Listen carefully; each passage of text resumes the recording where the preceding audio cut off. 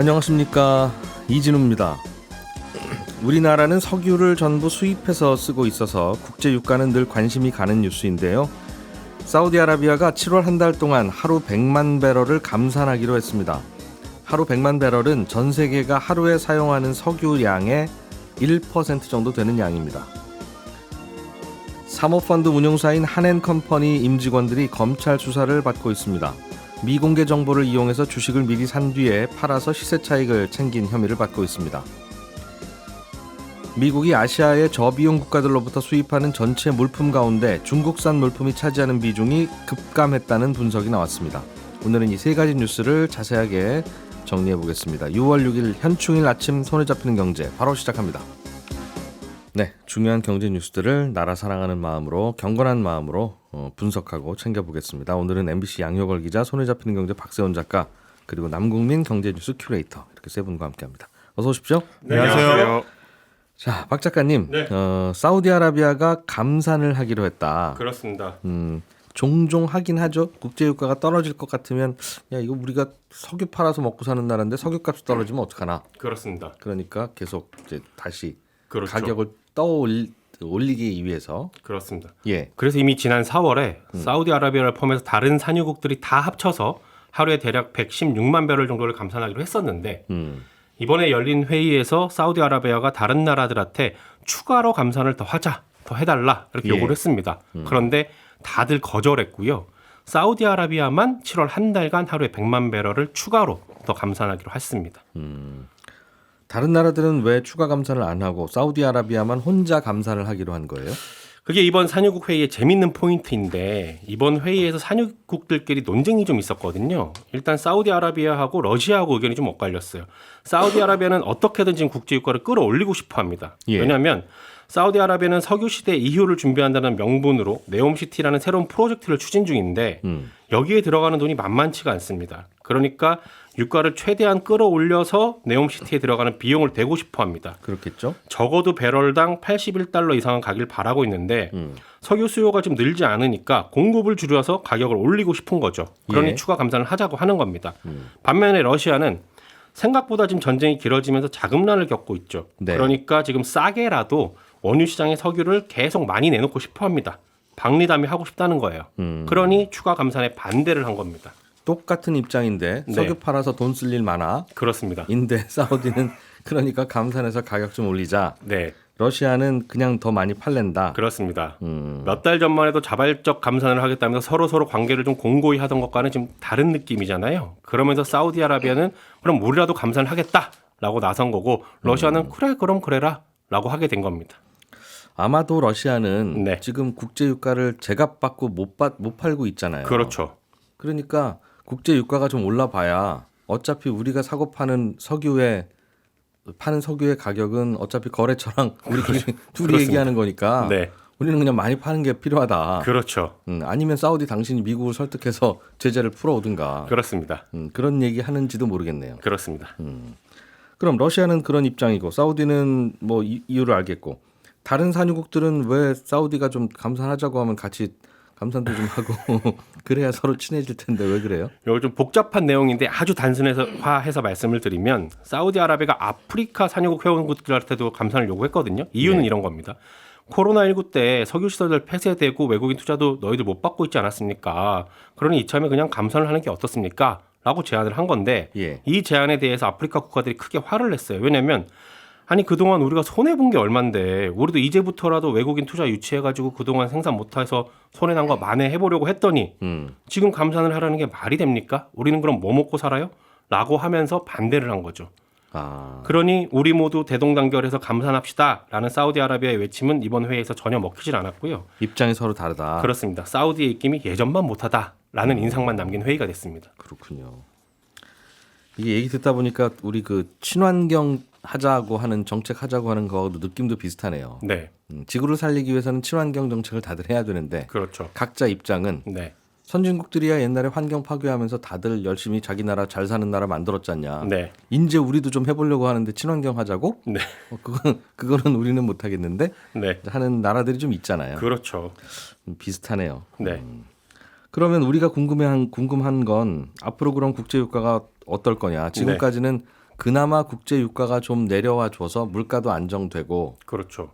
그나마 견딜만 했는데 네. 석유가까지 올라가면 이 골치 아플 것 같다는 생각이 들어요. 그렇습니다. 그게 또 기준금리도 영향을 주니까 관심을 가질 수밖에 없는데 국제 유가가 어떻게 될지는 그 누구도 모릅니다만 당분간 큰 변화는 없을 걸로 봅니다. 왜냐하면 여기서 지금 가격이 더 안 오르면 국제 유가가요. 또다시 산유국들이 대규모로 감산을 하지 않을까 싶기도 하지만 산유국들의 감산은요. 구조적으로 잘 안 되는 이유가 있어요. 왜냐하면 대다수 산유국이 감산에 합의하면 석유 가격이 올라가긴 할 겁니다. 그렇겠죠. 그런데 그 부담은 감산하는 나라가 지게 돼 있어요. 대신에 그로 인해서 올라간 석유 가격의 수혜는 감산 합의를 지키지 않은 나라가 가져갑니다. 올라간 가격에 우리는 팔던 양 그대로 파니까. 그렇습니다. 그러니 어떤 상황에서든 감산을 하지 않는 게 이익이에요. 그리고 산유국 내에서도 빈부격차가 나기 때문에 상대적으로 부자인 나라는 감산을 해서라도 가격을 올리고 싶어 하지만 유가가 하락해서 재정이 어려워진 나라는 재정을 보충하기 위해서 오히려 석유를 더 캐내서 더 팔아야 됩니다. 노조가 파업할 때도 그런 논리가 좀 있죠. 그렇습니다. 우리는 빨리 월급이라도 좀 받아야 돼 하는 측과 야, 그 월급 한두 달 안 받고 우리가 싸워야지 하는 쪽도 있고. 그런 딜레마가 있죠. 그러니 이런 구조에서는 감산에 따른 유가 반등은 기대하기가 힘듭니다. 그러면 감산을 해서 공급을 줄이는 걸로 유가에 큰 변화를 줄 수 없으면 수요 측면에서 큰 변화가 있어야 하는데 하반기로 갈수록 경기가 더 안 좋아질 거라는 전망이 우세하니까 석유 수요도 늘지 않을 겁니다. 혹시라도 그래도 국제유가가 다시 오른다면 미국이 나설 겁니다. 왜냐하면 미국인들은 차가 없으면 생활이 안 되기 때문에 주유소 휘발유 가격이 올라가면 기름을 덜 넣거나 대중교통을 이용하는 게 아니라 다른 생필품 소비를 줄여버립니다. 그러니까 미국의 주유소 휘발유 가격이 오르면 미국 경기는 나빠질 수밖에 없거든요. 내년에 미국에 대선이 있습니다. 바이든 대통령 입장에서는 어떻게든 지금 휘발유 가격을 내려야 하는 거고 그러면서 물가도 잡고 금리도 내려서 유권자들의 마음을 잡아야 합니다.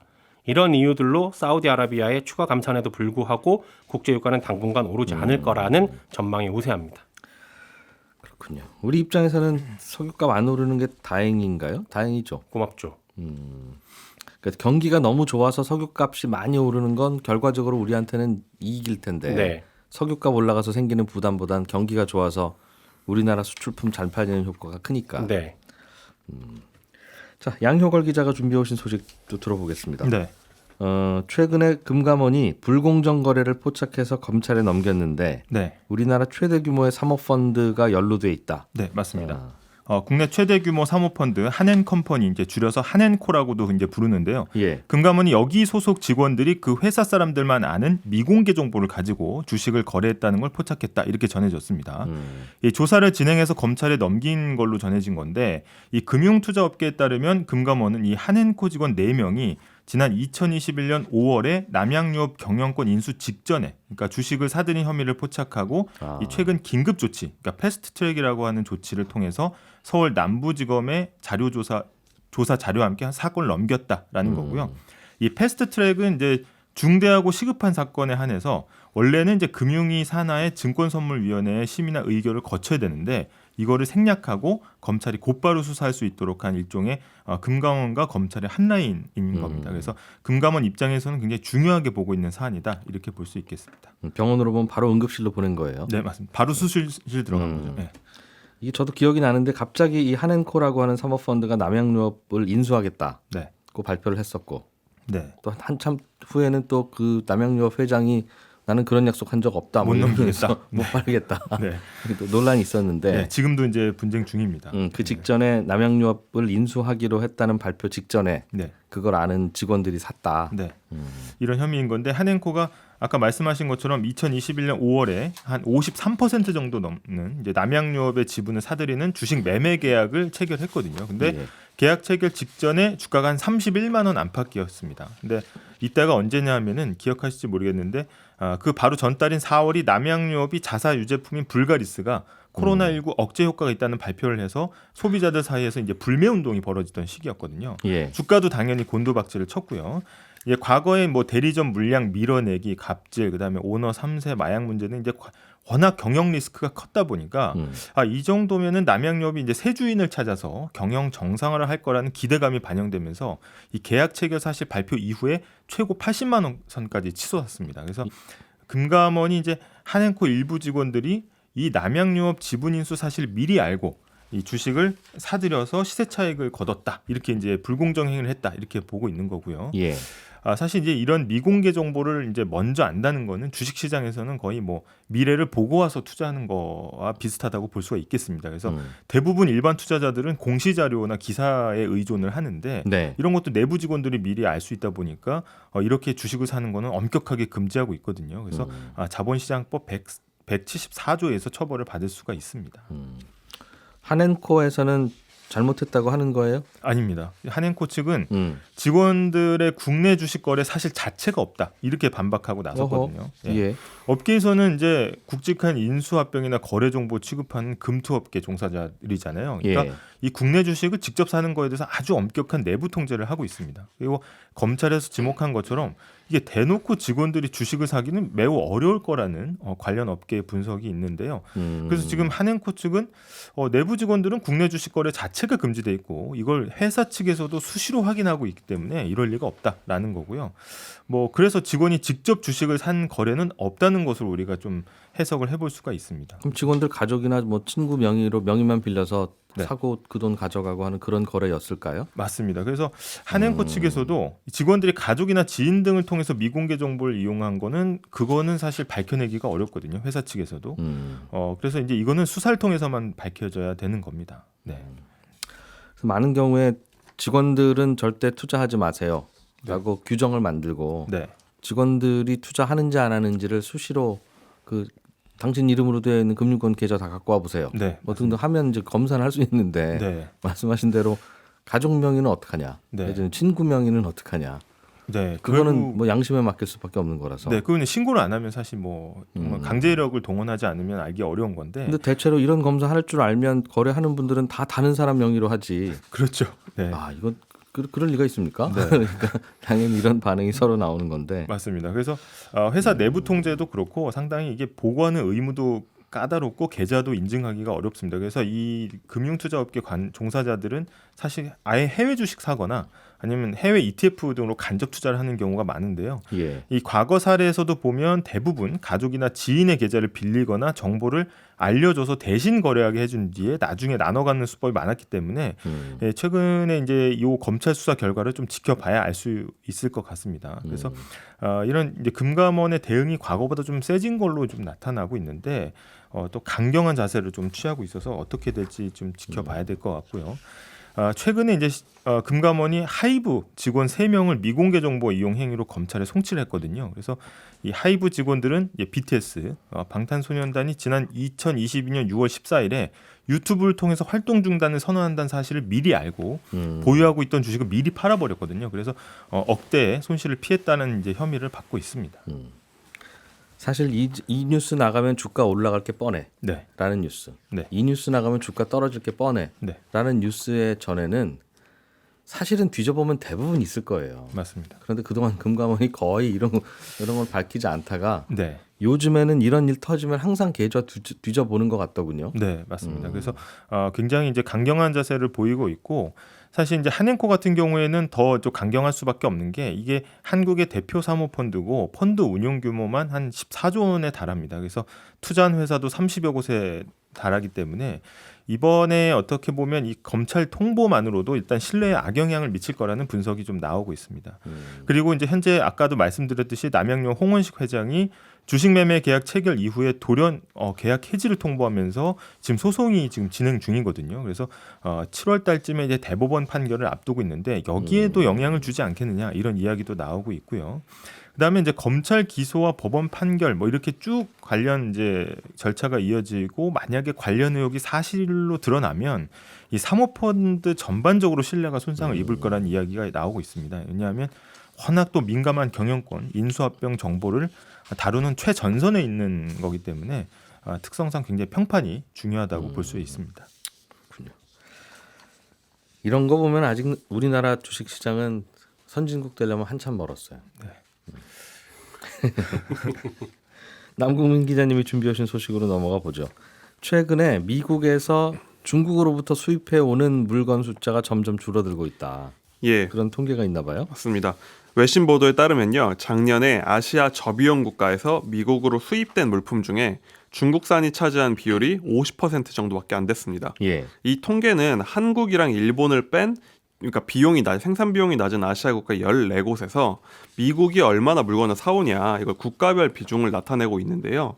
중국은 한 10년 전인 2013년은 이 수치가 한 70% 정도였는데 네. 2018년까지도 이 수치는 큰 변화가 없었습니다. 그러니까 부동의 1등 자리를 유지하고 있었고 압도적인 점유율이었는데요.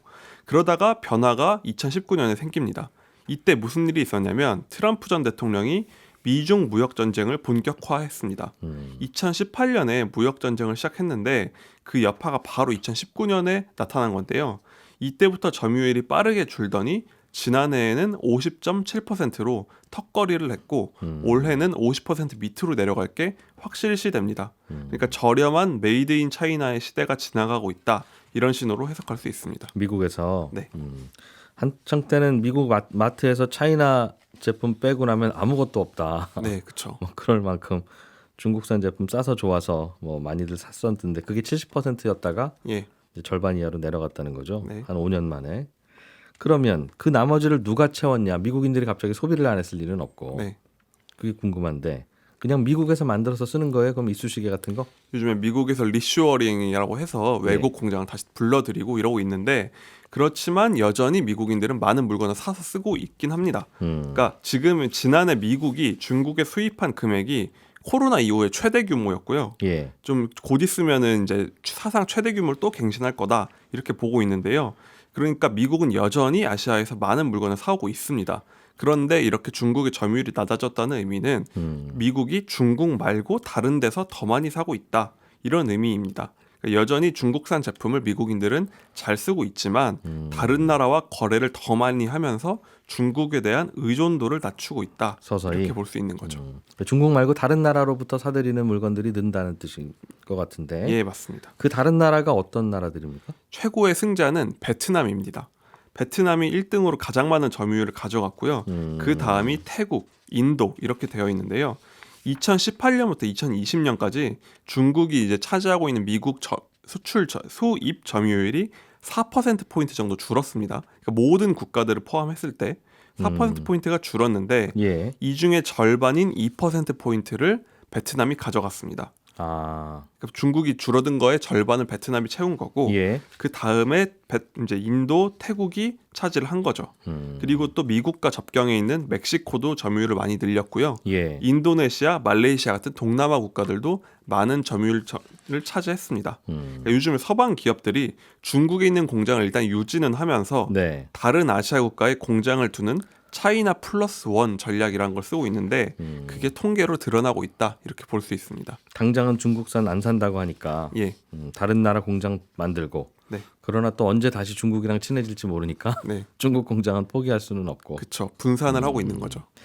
이게 아마 이렇게 바로 나가는 게 아니라 아까 제가 이쑤시개 말씀드렸는데 이쑤시개 그 깎아서 한 100개 정도 넣고 플라스틱 통에 뚜껑 담아서 팔면 그게 메이드 인 차이나인데 네, 이쑤시개는 계속 중국에서 만들고 플라스틱 통도 중국에서 만들어서 예를 들면 뭐 베트남으로 보내서 베트남에서 뚜껑 닫아서 미국으로 보낸다. 네. 그럼 그게 사실상 메이드 인 베트남 되는 거 아니에요? 그럴 수도 있겠죠. 이제 중국에 워낙 이제 미국이랑 사이가 안 좋으니까 그런 식으로 해서 좀 의미만 탈중국하는 경우도 있을 수 있습니다.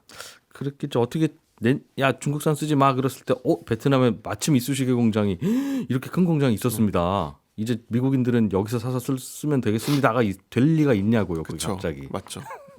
그러니 아무 문제 없이 미국인들이 소비 활동을 하고 있다는 건 네, 그런 식으로 이렇게 저렇게 세서 이른바 라벨 가리만 하는 뭐 메이드 인 다른 나라일 가능성이 꽤 있어 보인다는 생각은 드는데 아무튼 갑자기 이렇게 낮아지고 있는 건 뭐 그런 배경도 있을 거고 또 다른 이유들이 좀 있을까요? 일단은 무역 전쟁이라는 정치적 사건이 도화선이 된 건 맞지만 이 이유만 있는 건 아니라고 평가합니다. 가장 큰 문제는요. 중국의 인건비 상승 문제인데요. 네. 중국 임금이 2015년에 비해서 지난해 거의 2배 가까이 올랐습니다. 그러니까 2010년대 초까지만 해도 중국 하면 인구가 넘치는 나라, 그러니까 노동력 공급이 넘쳐났는데요. 예. 이후에는 급격하게 노동력 부족에 시달리고 있는 게 중국의 현실입니다. 그러다 보니까 임금도 가파르게 상승하고 있고요. 문제는 고령화 속도가 우리 못지않게 빠르다 보니까 앞으로는 상황이 더 안 좋아질 것 같다. 그러니까 기업들은 차라리 이럴 거면 저비용 국가인 동남아나 멕시코 같은 데 가서 더 저렴한 임금으로 생산을 하자. 이런 분위기가 있다고 하고요. 중국의 인건비가 더 이상 안 저렴하다는 거네요. 예, 더 이상 저렴하지 않다. 그럼 메리트가 크게 떨어지겠죠. 예. 그리고 또 다른 요소는 임금이 오르다 보니까 중국도 이제 위기감을 느끼고 있습니다. 그러니까 이제 고임금에 맞는 고부가가치 산업으로 눈을 돌리고 있죠. 그리고 요즘에는 중국산 전기차, 태양광, 배터리 같은 곳이 이제 세계 수준의 경쟁력을 갖춘 건 맞는데 예. 또 국가에서 밀어주고 있고요. 그런데 여기에 대해서는 미국이 우리 따라오는 걸 가만히 보지 않겠다. 그래서 IRA나 반도체법으로 견제구를 날리고 있습니다. 그러니까 저부가 가치품도 이제 고부가 가치품도 중국에서 만드는 거에 대한 매력이 점점 낮아지고 있다. 이렇게 볼 수 있습니다. 그렇군요. 미국이 중국으로부터 물건 사오는 걸 좀 줄이고 다른 나라로부터 사들이는 걸 늘리면 이게 그냥 미국의 변화인데 네. 우리나라에 미치는 영향도 있겠어요. 이런 분위기에서. 예, 맞습니다. 지금까지는 일본에서 소재를 사다가 우리가 중간재를 만들고 이거를 중국에 수출해서 중국이 미국에 마지막에 파는 이 구조가 세계 무역 구조였는데요. 예. 이게 이제 중국을 패스하는 분위기가 영향을 미쳐서 바뀌고 있습니다. 이제는 우리도 미국이랑 직거래를 하는 걸로 바뀌는 상황인데요. 올 1분기에 대중 무역 수출액이 296억 달러였는데 대미 수출은 268억 달러였습니다. 그러니까 겨우 28억 달러 차이인데 추세상 올해 역전될 가능성도 높다 이렇게 보고 있거든요. 네. 그러니까 최근에 반도체 불황으로 우리나라가 무역 적자가 이어지다 보니까 한국무역협회에서 이제 중국엔 잘 안 팔리는 것 같은데 어디다 물건 팔까 보고서를 냈는데 주요 산업 7개 분야의 수출 호조 국가에 모두 미국이 포함되어 있습니다. 중국의 공장 만들지 말고 미국 공장으로 바로 보내 이제 그런 거란 뜻이죠. 그렇죠. 바로 그냥 중국에 미국에 파는 게 많아지고 있다. 예. 이런 얘기를 하는 거죠. 그러니까 전 세계 무역 구조 자체가 중국 패싱이 가속화되고 있다 볼 수 있습니다. 그러게요. 이렇게라도 해서 중국 안 거쳐가고 미국으로 바로 가도 괜찮기만 하면 될 텐데 네. 미국으로 바로 가면 비싼 인건비 가진 미국인들이 조립할 거고 네. 그럼 최종 가격이 올라갈 거고 네. 그럼 미국 소비자들도 지난주까지 4만 원이었는데 올해부터 6만 원이라네 하면 당연히 소비가 줄 거고 그렇죠. 그러면 결국 우리 수출량은 줄어들게 되는 그런 걱정 때문에 미국이 이기든 중국이 이기든 그게 우리 관심이 아니라 네. 그런 것 같아요. 이러나 저러나 탈중국은 앞으로 더 가속화될 걸로 봐야 됩니까? 아니면 지금이 피크고 이러다 다시 돌아갈 수도 있을까요? 앞으로도 이제 의존도 자체는 굉장히 낮아질 것 같다 이렇게 보고 있는데요. 하지만 그렇다고 중국이랑 마치 관계를 끊는다 이렇게 볼 수는 없다는 게 중론입니다. 예. 그러니까 여전히 중국은 세계에서 가장 중요한 무역 대상국인데요. 문제는 그래도 점차 사이가 벌어지는 서방뿐 아니라 중국도 이런 이별을 준비하고 있다 이런 평가가 나옵니다. 그러니까 중국이 최근에 한국산 물건을 사지 않는 것도 뭐 정치적으로 사이가 안 좋아서 이런 거라기보다는 더 이상 살만한 게 없다는 게 이제 중국의 평가거든요. 그러니까 중국도 더 이상 한국 물건 사다가 물건 만들 생각 없고 우리가 직접 만든다. 그리고 좀 더 시간이 지나면 더 좋은 물건들을 자기가 만들겠다. 이런 준비를 하고 있다는 겁니다. 그러니까 중국도 자기들 수준에 맞는 물건을 만드는 거죠. 그러다 보니까 서로 이제 경쟁 관계가 됐고 앞으로는 중요하지만 점차 멀어질 관계다. 이렇게 보고 있습니다. 예, 저희는 내일 아침 8시 30분에 또 경제뉴스 한 보따리 들고 찾아오겠습니다. 이진우였습니다. 고맙습니다.